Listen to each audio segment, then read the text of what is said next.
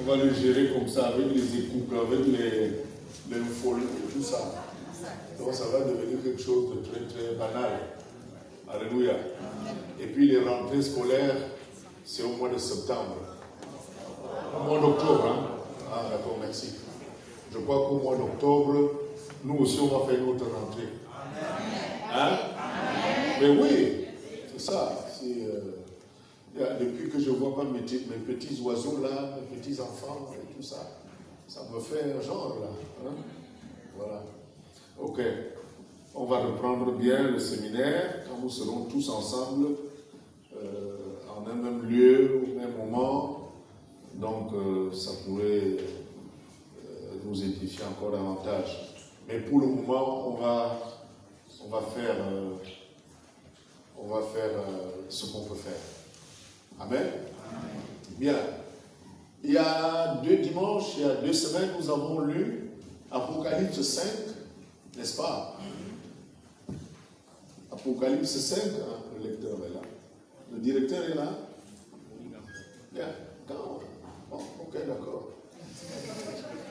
Apocalypse 5. Donc tu fais la suppléance, hein? C'est-à-dire que quand la présidente n'est pas là, quand le vice n'est pas là, tu fais la suppléance. Dès qu'ils arrivent là,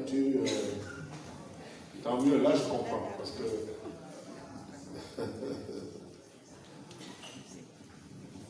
5, 11 et 12. 11 et 12. Je regardais, et j'entendis la voix de beaucoup d'anges autour du trône, et des êtres vivants et des vieillards, et leur nombre était de myriades et des milliers de milliers. Ils disaient d'une voix forte: l'agneau qui a été immolé est digne de recevoir la puissance, la richesse, la sagesse, la force, l'honneur, la gloire et la louange. Amen. Amen. Bon, nous allons, parce que je voudrais que vous compreniez bien ce que nous sommes en train de dire. Je voudrais qu'on revienne pour que vous compreniez que c'est un mystère, ou c'est des mystères. Lisons le verset 1, chapitre 5. Apocalypse 5, verset 1. Puis je vis dans la main droite de celui qui était assis sur le trône un livre écrit en dedans et en dehors, scellé de 7 sceaux. Amen. Amen. Voilà. Je vis dans la main de celui qui était assis sur le trône un livre écrit en dedans et en dehors, scellé de combien de sceaux? 7 sceaux. Combien de sceaux? 7 sceaux. Bon, vous vous souvenez que lorsque vous commencez à lire l'Apocalypse, Jean parle du chandelier. Hein? Du chandelier qui a 7 branches, qui représentait les 7 églises. C'est ça, non? Le chiffre 7. C'est ça, non? Ok. Maintenant, on dit qu'un livre était écrit au-dedans et au-dehors, mais c'est de combien de sceaux? 7 sceaux. Mais qu'est-ce que ça contenait donc? Relis donc le verset 11 et 12. Je regardais, j'entendis la voix de beaucoup d'anges autour du trône et des êtres vivants et des vieillards, et leur nombre était de myriades et des milliers de milliers. Ils disaient d'une voix forte: l'agneau qui a été immolé est digne de recevoir la puissance, la richesse, la sagesse, la force, l'honneur, la gloire et la louange. Amen. Amen. Bien, on va récapituler. Il disait d'une voix forte: l'agneau qui a été immolé est digne de recevoir la puissance, dites 1. La richesse, dites 2. La sagesse, dites 3. La force, dites 4. L'honneur, dites 5. La gloire, dites 6. Et la loi, dit 7. Vous commencez à comprendre, non? Voilà. Le livre était écrit en dedans et en dehors. Scellé de 7 sceaux. Mais la seule personne qui pouvait déceler ces sceaux-là, c'était celui qui était assis sur le trône. C'est Jésus. D'ailleurs, vous vous souvenez que Jean s'est même mis à pleurer à un moment donné. Il dit, qui va donc déceler les sceaux? L'ange lui a dit, ne t'en fais pas. Il y a quelqu'un qui va le faire. Il a vu donc l'agneau immolé qui s'est levé pour déceler les sceaux. Qu'est-ce que ces sceaux contenaient? Alléluia. Vous savez, lorsque Dieu a créé le monde,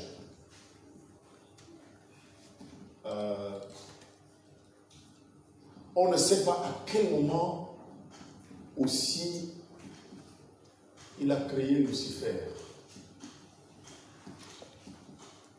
On ne peut pas le dire. Mais sinon que c'est un être qui était présent devant le trône de Dieu, qui connaissait ces choses et qui a vécu ces choses. Il a même goûté à ça. Alléluia. C'est pourquoi lorsque Dieu crée l'homme, il dit, faisons l'homme à notre image et selon notre ressemblance. Hein? Voilà.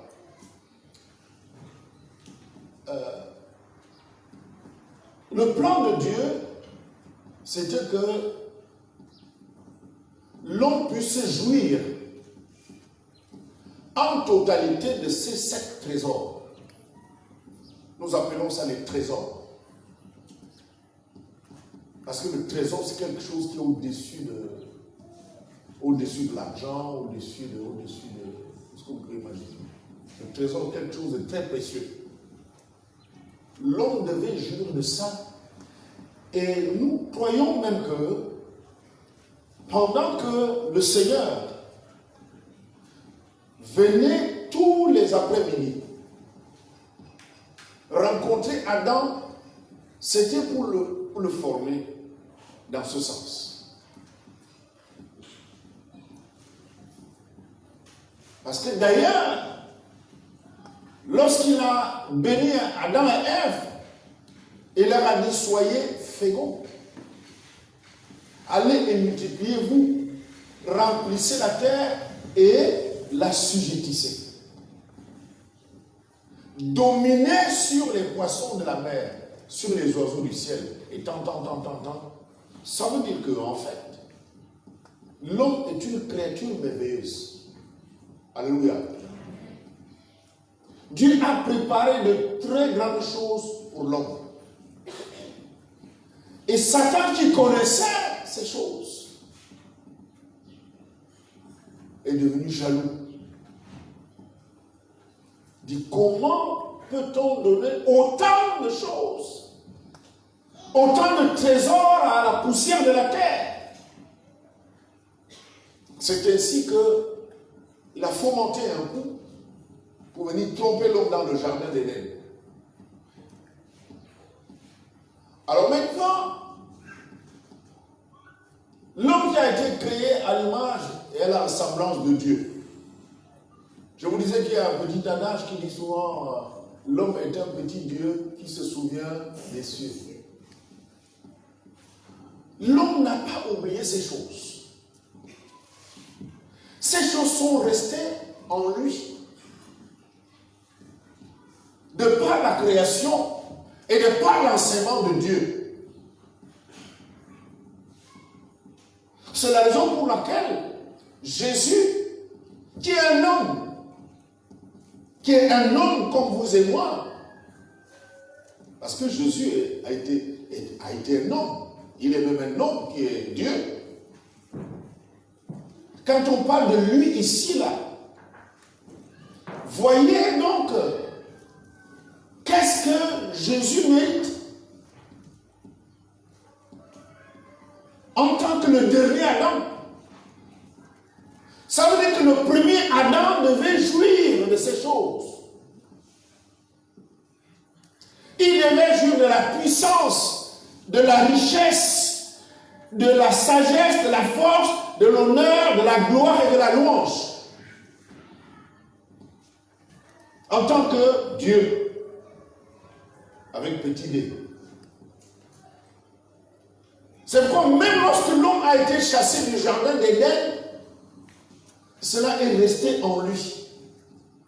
Alléluia. Et l'homme a commencé à rechercher ces choses.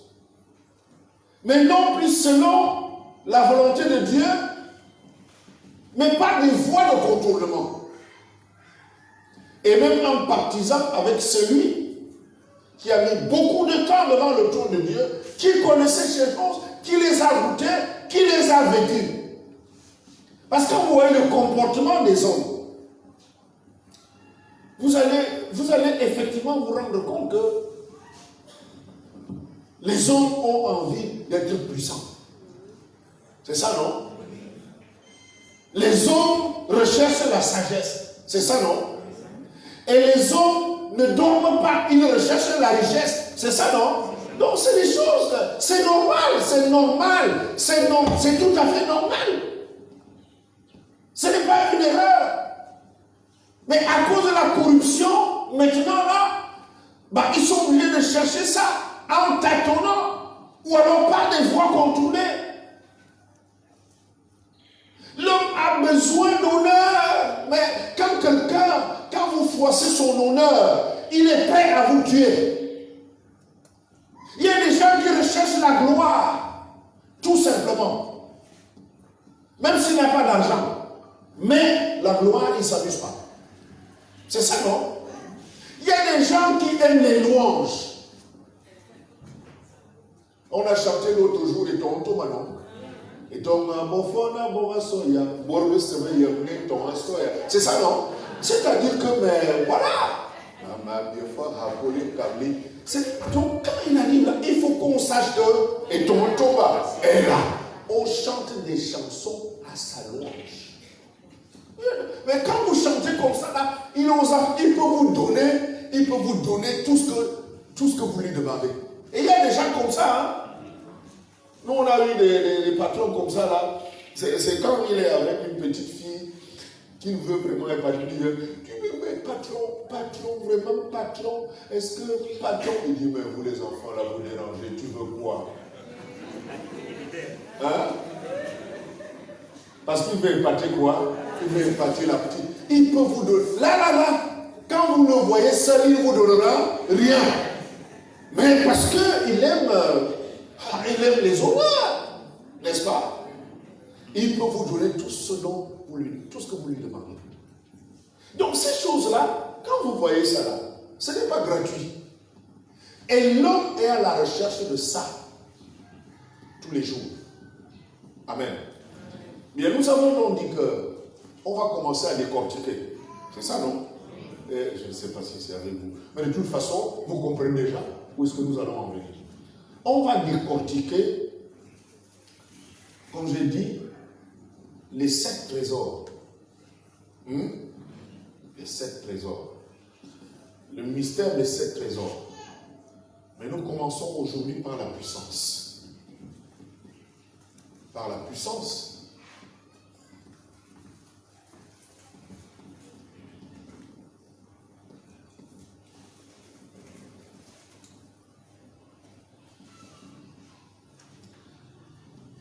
Alors la puissance, c'est quoi?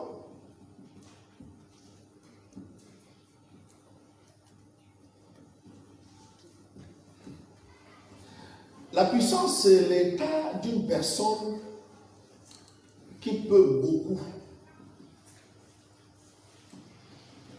qui a une grande action sur les personnes et sur les objets.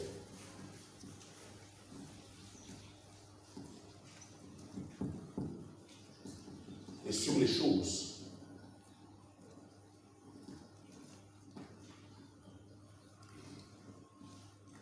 C'est-à-dire que si une personne qui fait les choses au-delà de l'homme moyen, C'est-à-dire qu'il veut faire des choses au-delà de longs moyens. Il veut exceller dans certaines choses. Il y a donc des gens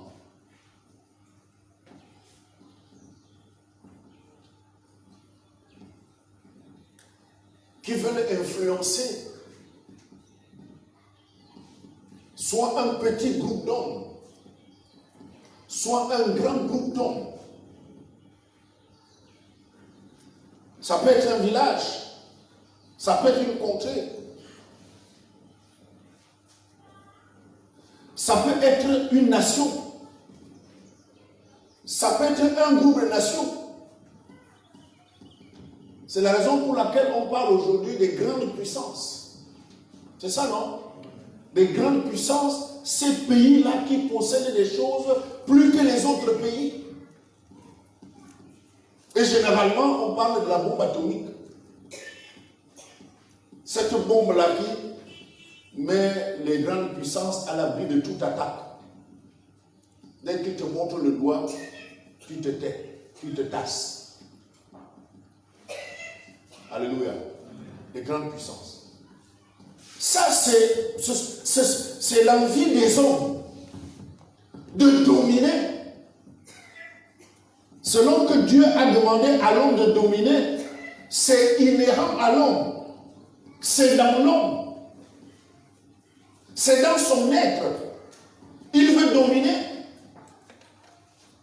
Et nous avons connu des situations où, nous les connaissons d'ailleurs, où des races dominent les autres. Ils se prennent pour des races supérieures. C'est ça, non? Il y a des races qui se considèrent comme des races inférieures. Et cette mentalité a été entretenue jusqu'à aujourd'hui. Au point que lorsque vous voyez même un manœuvre qui a la peau blanche, vous avez du respect envers lui. Parce que on est là à Beli Koubze, le Koubza, vous direz le Koubou, et c'est la vérité. Et ils ne se prennent pas pour rien.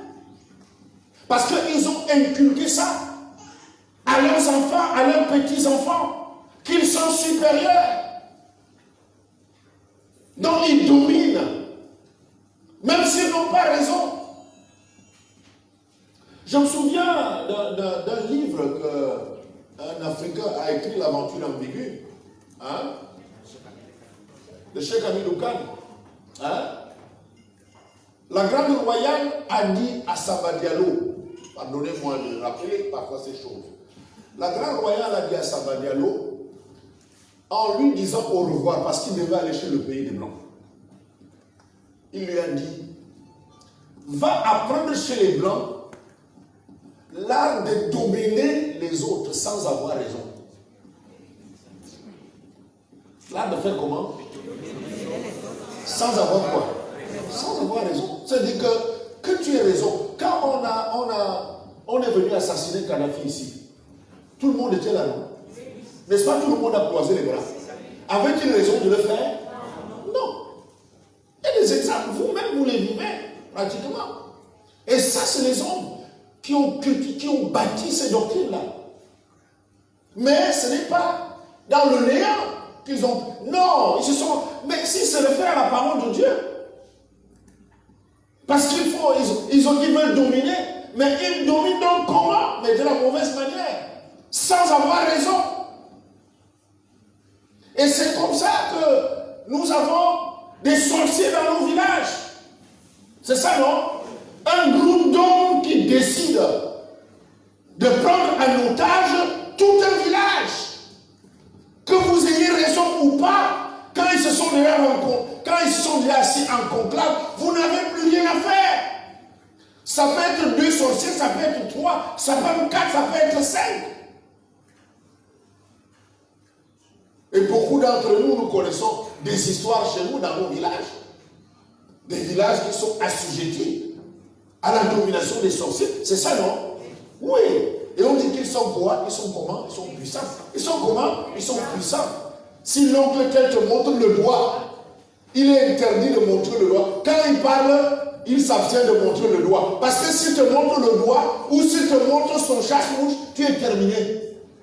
Ça, c'est dans l'attitude normale de l'homme de faire ça. Il n'a pas ramassé ça par terre. Parce que justement, si Jésus a reçu cela en décelant les 7 sceaux, le premier Adam n'est pas ignorant de ces choses. Et nous sommes issus du premier Adam. Donc en nous sont inscrites ces choses. Alléluia. Vous allez voir, sans même... D'abord, tout ce que chacun d'entre nous, ou bien je ne sais pas, a toujours envie de dominer. Frères et sœurs, il suffit seulement qu'on nomme quelqu'un ici, là. Quand il monte là, il change d'attitude. C'est ça, non?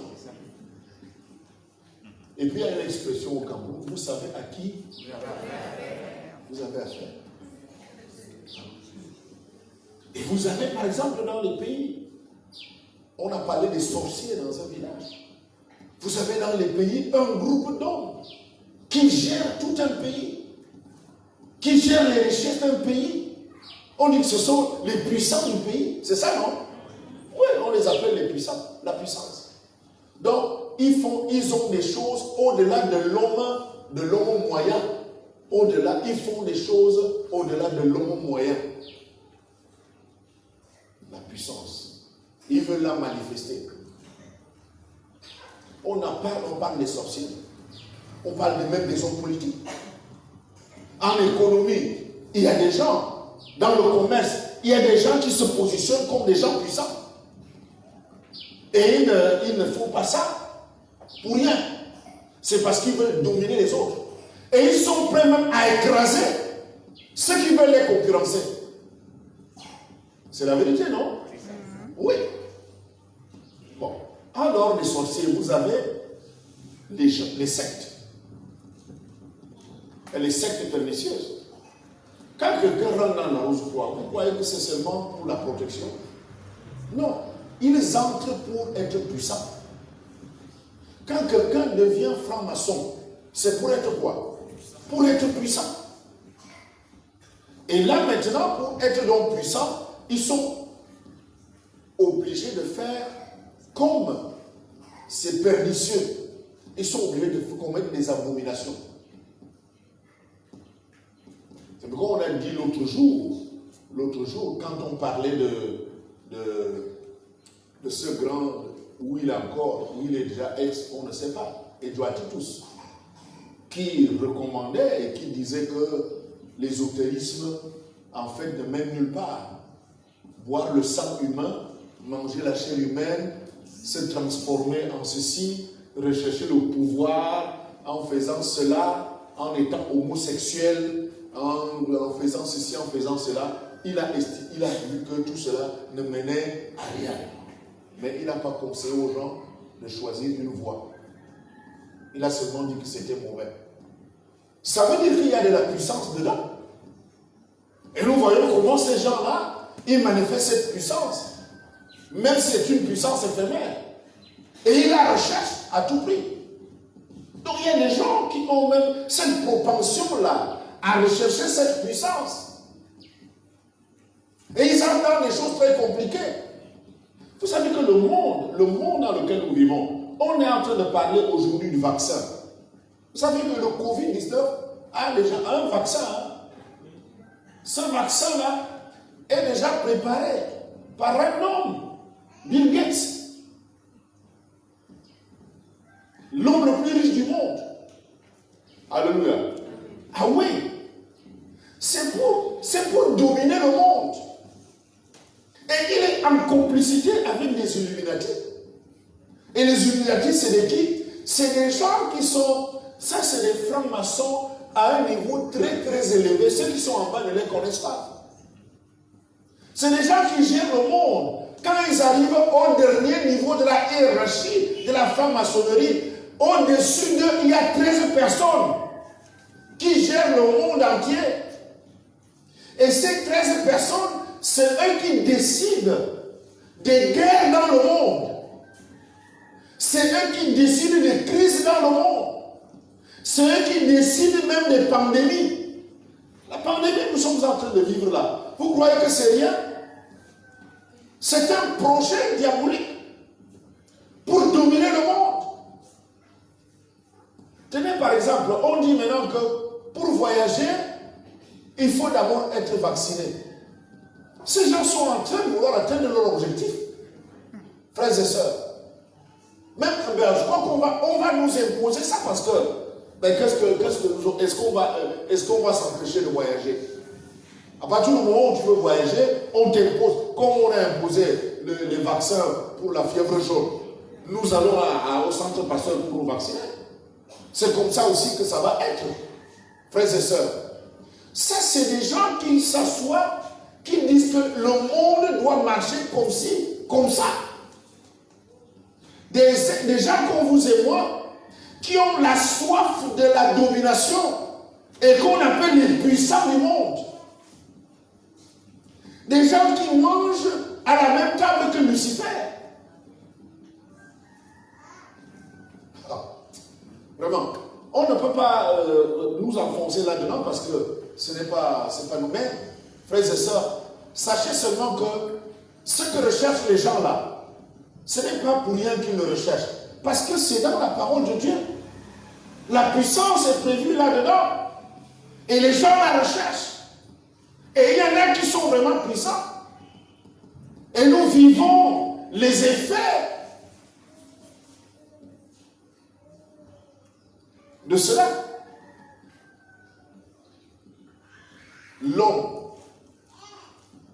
L'homme dans sa création même, il aime dominer. Alléluia.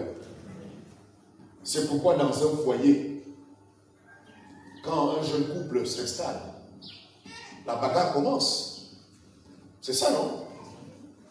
Si la femme estime que c'est elle qui doit dominer, l'homme dit que non, c'est moi qui dois dominer.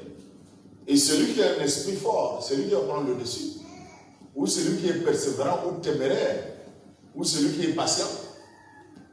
Il y a quelqu'un qui va jeter l'éponge le premier. Et dire comme moi je veux la paix. Dès que vous jetez l'éponge, c'est fini, l'autre a pris le dessus. Il va commencer à marcher sur toi. C'est comme ça que ça se passe. Si c'est l'homme qui jette l'éponge le premier, c'est fini. La femme prend le dessus. Et vous voyez cette famille-là qui va être dirigée par la femme. Quand elle gronde, le mari rentre sous la table. L'homme a essentiellement envie, le goût de la domination. Parce que Dieu a dit dominer. Alléluia. Mais cette domination a été pervertie. Est-ce que c'est comme ça que Dieu a dit? Dieu lui a dit dominer sur les poissons de la mer, les oiseaux du ciel et tout ce qui se meut sur la terre. Mais maintenant, l'homme a englobé même les gens de sa propre nature dans cette domination-là. Et ça, nous voyons dans le monde. Des groupes de personnes qui se forment pour dominer les autres. C'est eux qui doivent tout avoir. Les autres n'ont droit à rien. L'argent, c'est pour eux.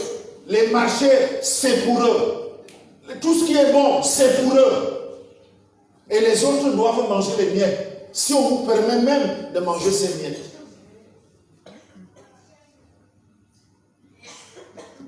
Vous savez, hein? Alors maintenant, pour contrecarrer ça, il faut une force, une puissance, soit égale, soit supérieure.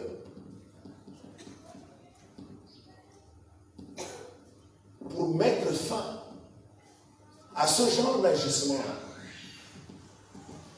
C'est pourquoi, moi j'estime, pour ma part, en tant que serviteur de Dieu, que nous sommes dans le vrai.